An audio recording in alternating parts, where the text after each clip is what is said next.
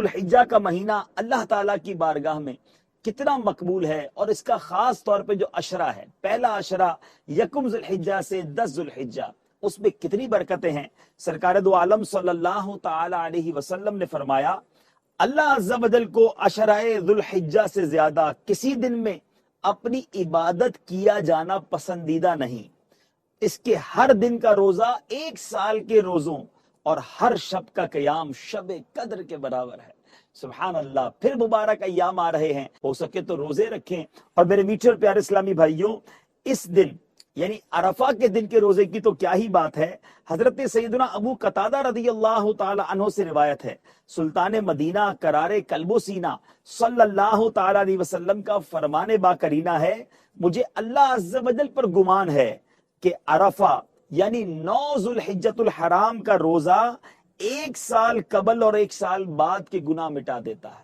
سبحان اللہ۔ تو یوم عرفہ کا روزہ ضرور رکھنا ہے۔ ہاں، مگر جو حج پر جا رہے ہیں، حج کرنے جا رہے ہیں، حاجی پر یوم عرفہ کا روزہ رکھنا مکروہ ہے۔ باقی ساری دنیا کے مسلمان ضرور یوم عرفہ کا روزہ رکھیں۔ سرکار دو عالم صلی اللہ علیہ وسلم کا فرمان، ما من ایام العمل الصالح فیہا احب الی اللہ من ہذہ الایام، کوئی دن نہیں ہے کہ جس کا نیک عمل کرنا اللہ کے ہاں ان 10 ایام سے بڑھ کر محبوب ہو۔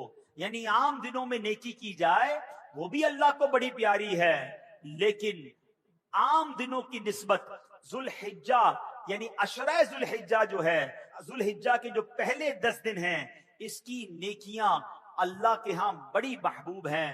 اور آگے ایک روایت میں ہے، وَالْعَمَلُ فِيهِنَّ يُضَاعَفُ 700 ضِعْفٍ، ان دنوں میں نیکی کا ثواب 700 گنا بڑھا دیا جاتا ہے۔ تو سبحان اللہ، ان 10 دنوں میں خوب نیکیاں کیجئے۔ ہو سکے تو 9 دن روزے رکھیے۔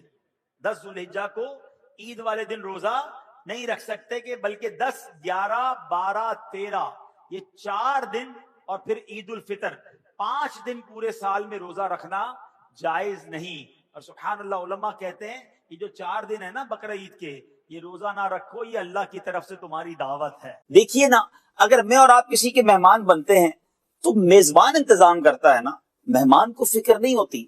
حاجیوں کو تو ضیوف الرحمان کہا گیا، حاجیوں کو اللہ کا مہمان کہا گیا۔ جب ہم اللہ کے مہمان ہیں تو گھبرانا کیسا۔ حج کے 5 دن کون کون سے ہیں؟ 8 ذوالحجہ، 9 ذوالحجہ، 10 ذوالحجہ، 11 اور 12 ذوالحجہ، یہ 5 دن ہیں۔ 8 ذوالحجہ ہم نے مینا میں گزارنا ہے۔ 7 ذوالحجہ کی رات سے ہی بعض اوقات معلم کی بسیں ہمیں مینا لے جائیں گی۔ اگر 7 کی رات کو لے جائیں تو چلے جائیے گا، مگر احرام پہن کر حج کی نیت کر کے اگر آپ حج تمتع کر رہے ہیں تو آپ نے مینا کو روانہ ہو جانا ہے۔ 8 ذوالحجہ کا دن بڑا مبارک دن ہے۔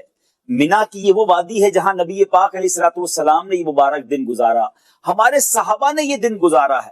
خوب لبیک پڑھتے ہوئے دن گزاریے گا۔ یہاں آپ نے اور میں نے 5 نمازیں پڑھنی ہیں۔ 8 ذوالحجہ کو ظہر، عصر، مغرب، عشاء اور 9 ذوالحجہ کی فجر۔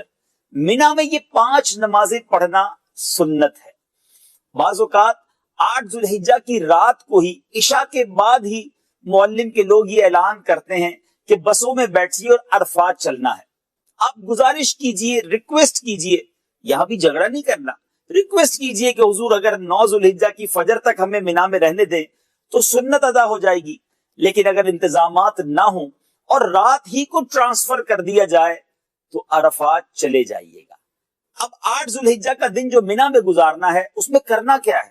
نمازیں پڑھیے، تلاوت قرآن کیجئے، ذکر و اذکار کیجئے، لبیک پڑھیے۔ یاد رکھیے، مینا میں خواتین بھی ہوتی ہیں، کہیں بد نگاہی نہ ہو جائے۔ اپنے ساتھ تصویر رکھیے، رو رو کر دعائیں کیجئے، اور یاد رکھیے 8 اور 9 ذوالحجہ کے درمیان جو رات ہے یہ بڑی مبارک رات ہے۔ عرفات جانے سے پہلے یہ شب عرفہ ہے، یہ حاجیوں کے لیے بڑی مقبول رات ہے۔ ہو سکے تو روتے روتے دعائیں کرتے ہوئے یہ رات گزاریے۔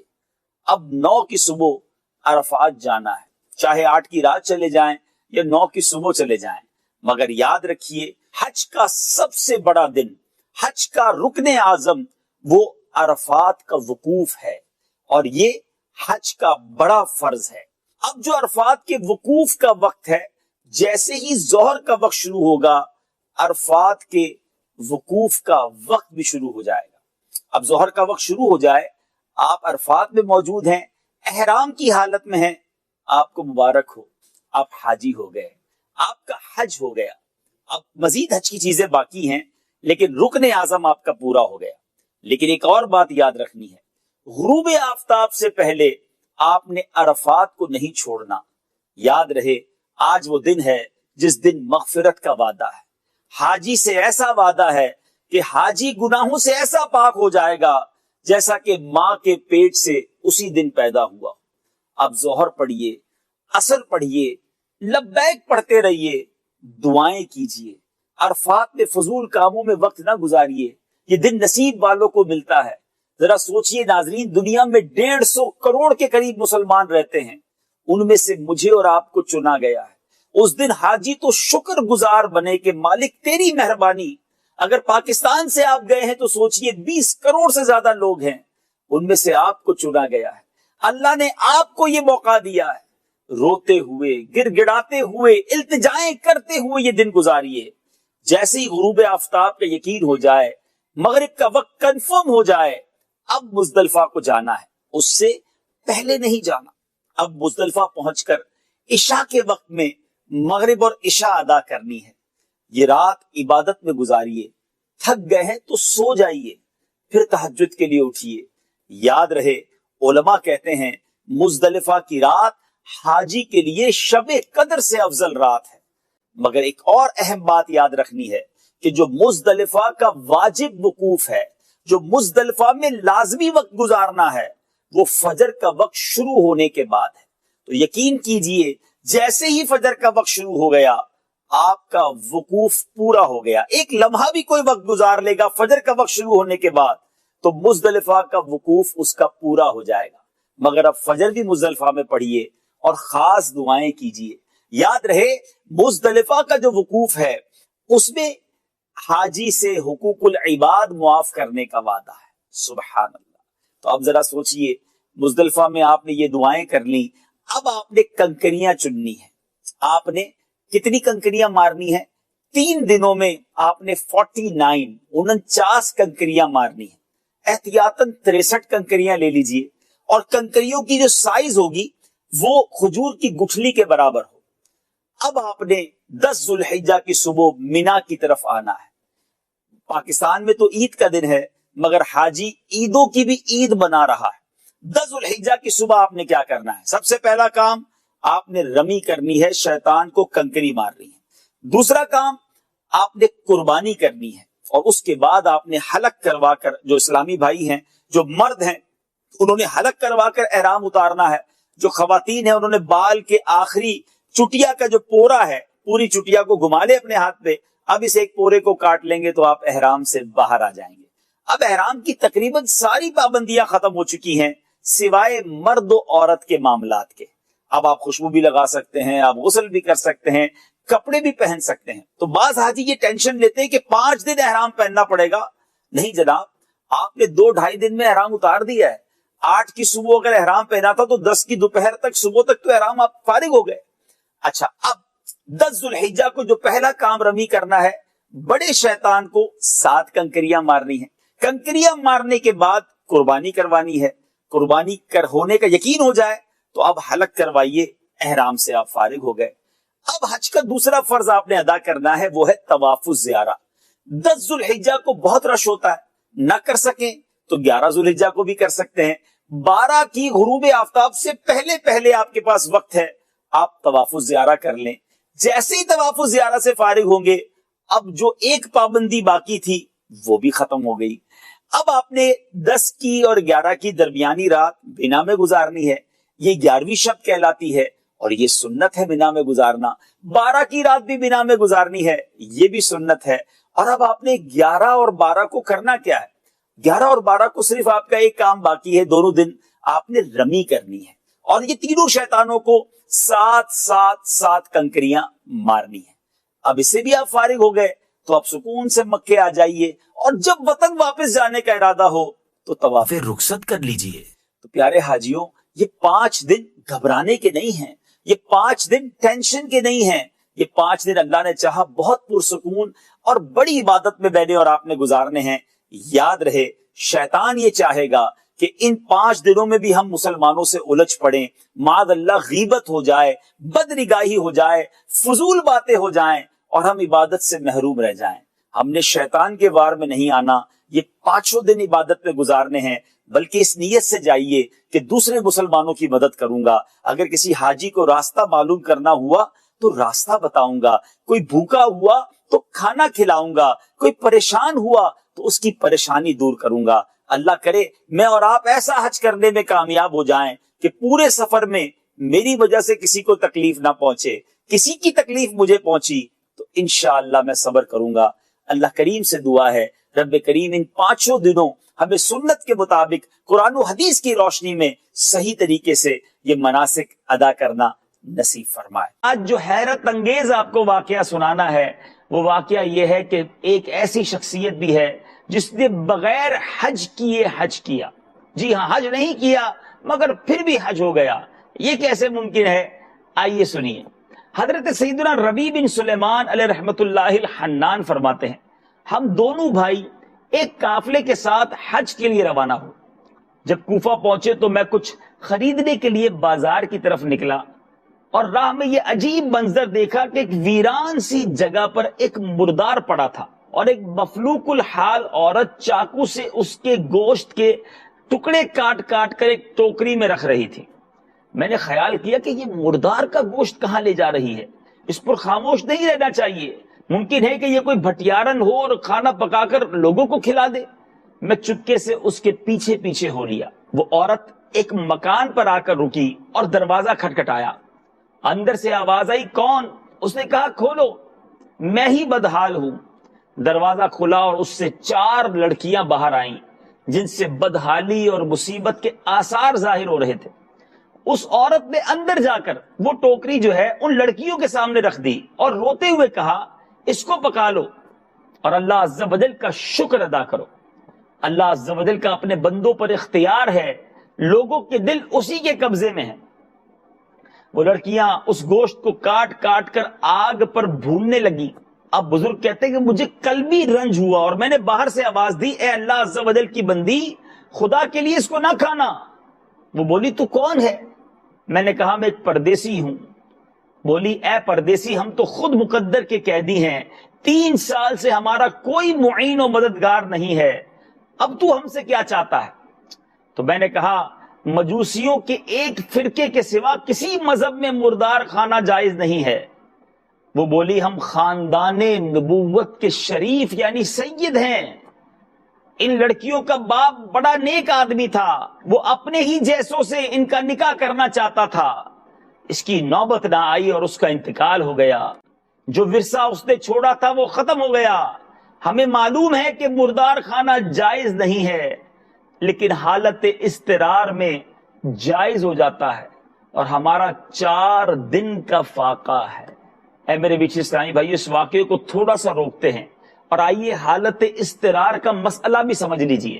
بحر شریعت میں مفتی امجد علی اعظمی صاحب لکھتے ہیں، اضطرار کی حالت میں یعنی جب جان جانے کا اندیشہ ہے، اگر حلال چیز کھانے کے لیے نہیں ملتی تو حرام چیز یا مردار یا دوسرے کی چیز کھا کر اپنی جان بچائے، اور ان چیزوں کے کھا لینے پر اس صورت میں مواخذہ نہیں ہے، یعنی اسے گناہ نہیں ہوگا، اس سے پوچھ گچھ نہیں ہوگی، بلکہ نہ کھا کر مر جانے میں مواخذہ ہے۔ اگرچہ پرائی چیز کھانے میں تاوان دینا ہوگا، پیاس سے ہلاک ہونے کا اندیشہ ہے، تو کسی چیز کو پی کر اپنے آپ کو ہلاکت سے بچانا فرض ہے۔ اب میرے بیچ اسلامی بھائیوں، اب آگے چلتے اس واقعے کو مزید آگے بڑھاتے ہیں۔ خاندان سادات کے دردناک حالات سن کر مجھے رونا آ گیا، بزرگ کہتے ہیں، اور مجھے بے انتہا بے چینی ہوئی اور میں وہاں سے واپس ہوا۔ میں نے بھائی کے پاس آ کر کہا کہ میرا ارادہ حج کا نہیں ہے۔ اس نے مجھے بہت سمجھایا، حج کے فضائل بتائے کہ حاجی ایسی حالت میں لوٹتا ہے کہ اس پر کوئی گناہ باقی نہیں بچتا، وغیرہ وغیرہ۔ مگر میں نے باسرار اپنے کپڑے، احرام کی چادریں، جو سامان میرے ساتھ تھا جس میں 600 درہم نقد بھی تھے، سب لے کر چل دیا۔ بازار سے 100 درہم کا آٹا خریدا، 100 درہم کا کپڑا خریدا، باقی 400 درہم آٹے میں چھپا دیے اور سادات کرام کے گھر پہنچ گیا۔ سب سامان، کپڑے اور آٹا وغیرہ ان کو پیش کر دیا۔ اس عورت نے اللہ عز و جل کا شکر ادا کیا اور اس طرح دعا دی، اے ابن سلیمان علیہ رحمت اللہ الحنان، تیرے اگلے پچھلے اللہ سارے گناہ معاف کرے اور تجھے حج کا ثواب اور جنت میں جگہ عطا فرمائے اور اس کا ایسا بدلہ عطا کرے جو تجھ پر بھی ظاہر ہو جائے۔ سب سے بڑی لڑکی نے دعا دی، اللہ عز و جل تیرا اجر دگنا کرے اور تیرے گناہ معاف فرمائے۔ دوسری نے اس طرح دعا دی، اللہ عز و جل تجھے اس سے بہت زیادہ عطا فرمائے جتنا تو نے ہمیں دیا۔ تیسری نے دعا دیتے ہوئے کہا، اللہ عز و جل ہمارے نانا جان رحمت عالمیان صلی اللہ تعالی علیہ وسلم کے ساتھ تیرا حشر کرے۔ چوتھی نے جو سب سے چھوٹی تھی اس نے یوں دعا دی، اے اللہ عز و جل جس نے ہم پر احسان کیا تو اس کا نعم البدل اس کو جلدی عطا کر اور اس کے اگلے پچھلے گناہ معاف فرما۔ حجاج کا قافلہ روانہ ہو گیا اور میں اس کی واپسی کے انتظار میں کوفے ہی میں ٹھہرا رہا، یہاں تک کہ حاجیوں کی واپسی شروع ہو گئی۔ جو ہی حجاج کے قافلے میری آنکھوں کے سامنے آئے، آنکھوں سے آنسو نکل آئے، میں آگے بڑھا، ان حاجیوں سے دعائیں لینے لگا کہ حضور مجھے دعائیں دے دے۔ حاجیوں سے جب میں نے ملاقات کر کے کہا کہ اللہ عز و جل آپ کا حج قبول فرمائے اور آپ کے اخراجات کا بہترین بدل عطا فرمائے، تو ان میں سے ایک حاجی نے حیرت کا اظہار کرتے ہوئے کہا، یہ دعا کیسی؟ میں نے کہا یہ ایک ایسے غمزدہ کی دعا ہے جو دروازے تک پہنچ کر حاضری سے محروم رہ گیا۔ وہ کہنے لگے، بڑے تعجب کی بات ہے، آپ وہاں جانے سے انکار کرتے ہیں؟ کیا آپ ہمارے ساتھ عرفات کے میدان میں نہیں تھے؟ کیا آپ نے ہمارے ساتھ شیطان کو کنکریاں نہیں ماری تھی؟ اور کیا آپ نے ہمارے ساتھ طواف نہیں کیے تھے؟ میں اپنے دل میں سوچنے لگا کہ یقیناً یہ اللہ عز و جل کا کوئی خاص لطف و کرم لگتا ہے۔ اتنے میں میرے شہر کے حاجیوں کا قافلہ آ پہنچا۔ میں نے ان سے بھی کہا کہ اللہ عز و جل آپ خوش نصیبوں کی سعی مشکور فرمائے اور آپ کا حج قبول کرے۔ وہ بھی حیران ہو کر کہنے لگے کہ یہ اجنبیت کیسی ہے؟ کیا آپ عرفات میں ہمارے ساتھ نہ تھے؟ کیا ہم نے مل جل کر رمی جمرات نہیں کی تھی؟ ان میں سے ایک حاجی صاحب آگے بڑھے اور میرے قریب آ کر کہنے لگے، بھائی انجان کیوں بنتے ہو؟ ہم مکے مدینے میں اکٹھے ہی تو تھے۔ یہ دیکھیے، جب ہم روضہ انور پر حاضری دے کر باب جبریل سے واپس آ رہے تھے تو اس وقت بھیڑ کی وجہ سے آپ نے یہ تھیلی میرے پاس بطور امانت رکھوائی تھی جس کی مہر پر لکھا تھا، جو ہم سے معاملہ کرتا ہے نفع پاتا ہے۔ اس پر ایک مہر لگی ہوئی تھی عربی میں، اس کا معنی یہ بنتا ہے یعنی جو ہم سے معاملہ کرتا ہے نفع پاتا ہے۔ یہ لیجیے اپنی تھیلی۔ حضرت ربی کہتے ہیں کہ خدا کی قسم میں نے اس تھیلی کو پہلے کبھی نہیں دیکھا تھا۔ خیر میں نے تھیلی لے لی، عشاء کی نماز پڑھ کر اپنا وظیفہ پورا کیا اور لیٹ گیا اور سوچتا رہا کہ آخر قصہ کیا ہے۔ کہتے جب میں نیند میں گیا، میری ظاہری آنکھ تو کیا بند ہوئی، دل کی آنکھ کھل گئی۔ خواب میں نبی پاک علیہ الصلوۃ والسلام کا دیدار ہوا۔ مکی مدنی آقا علیہ الصلوۃ والسلام کی خدمت بابرکت میں میں نے سلام عرض کیا، دست بوسی کی۔ پیارے آقا علیہ الصلوۃ والسلام نے تبسم فرما کر سلام کا جواب دیا اور فرمایا، اے ربی، ہم کتنے گواہ قائم کریں اور تم ہو کہ قبول ہی نہیں کرتے۔ سنو، بات یہ ہے کہ جب تم نے اس خاتون پر جو میری اولاد میں سے تھی احسان کیا اور اپنا زاد راہ ایثار کر کے اپنا حج ملتوی کر دیا تو میں نے اللہ عز و جل سے دعا کی کہ وہ اس کا نعم البدل تمہیں عطا فرمائے۔ تو اللہ عز و جل نے ایک فرشتہ تمہاری صورت میں پیدا فرمایا اور حکم دیا کہ قیامت تک ہر سال تمہاری طرف سے حج کیا کرے۔ نیز دنیا میں تمہیں یہ عوض یعنی بدلہ دیا کہ 600 درہم کے بدلے 600 دینار یعنی سونے کی اشرفیہ عطا فرمائے۔ تم اپنی آنکھیں ٹھنڈی رکھو۔ پھر نبی پاک علیہ الصلوۃ والسلام نے جو تھیلی کی مہر پر لکھے مبارک الفاظ تھے، میرے آقا نے بھی ارشاد فرمائے، یعنی جو ہم سے معاملہ کرتا ہے نفع پاتا ہے۔ حضرت ربی علیہ رحمت اللہ البدی فرماتے ہیں، میں نے جب سو کر اٹھ کر وہ تھیلی کو کھولا تو اس میں 600 اشرفیاں، سونے کی اشرفیاں تھیں۔ اللہ عز و جل کی ان پر رحمت ہو، ان کے صدقے ہماری مغفرت ہو۔ ہے نا عجیب و غریب واقعہ؟ باقی اللہ تعالیٰ کے کرم کے خزانے میں کمی نہیں ہے، نیت اچھی ہو اللہ کریم بہت عطا فرماتا ہے۔ یقیناً فرض حج ہے تو پہلے وہی کرنا ہوگا، لیکن نفلی کاموں میں مسلمانوں کی دل جوئی کرنا یہ بھی بہت بڑی نیکی، اور خاص طور پہ سید صاحب کوئی ہوں تو ان کی خدمت کرتے وقت تو اور اہتمام کرنا چاہیے، کیونکہ وہ آل مصطفیٰ نبی پاک علیہ الصلوۃ والسلام کی آل سے ہیں۔ اعلیٰ حضرت لکھتے ہیں نا، تیری نسل پاک میں ہے بچہ بچہ نور کا، تو ہے عین نور تیرا سب گھرانہ نور کا۔